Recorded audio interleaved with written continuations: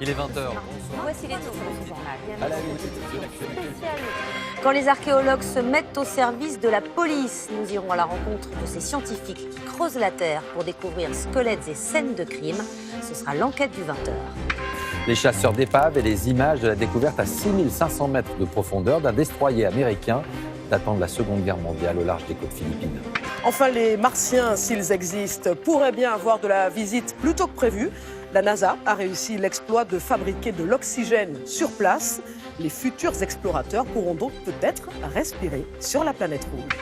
Un coup de folie made in China avec la naissance de cette réplique du mythique paquebot Titanic pour des voyageurs immobiles d'un parc d'attractions.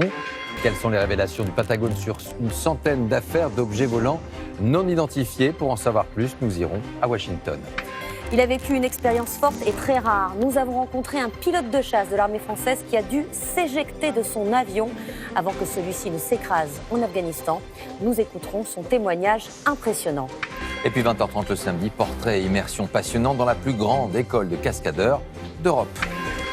Et puis nous suivrons à la fin de ce journal celui que l'on surnomme Steve le phoque. Ce nageur venu du Nord s'est attaqué à la traversée du lac Baïkal sans combinaison. Nous prendrons de ses nouvelles. Notre grand format ce soir aux États-Unis à la rencontre de chasseurs de tornades. Ils traquent sans relâche, en prenant des risques, ces phénomènes météorologiques de véritables stars outre-Atlantique. Et enfin, dans 20h30, un voyage New York-Brest à bord du plus grand cargo voilier du monde et à la barre des jumeaux bretons qui cherchent à relancer la voile dans la marine marchande.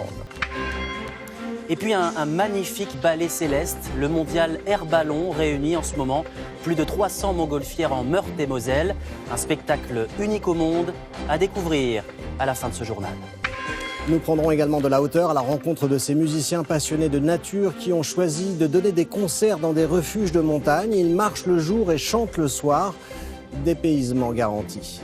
Et puis ce sera l'été de 20h30 le samedi avec ce soir des créatures fantastiques parfois aussi hautes qu'un immeuble.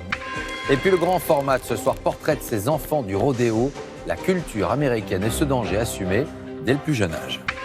Autre image du jour à découvrir avec un homme au-dessus du vide sur un fil de 600 mètres reliant la Tour Eiffel au théâtre de Chaillot. Belle soirée. Et à demain. France 2 à demain. Bonne soirée sur France 2. À demain. Retrouvez toute l'actualité en continu sur France Info.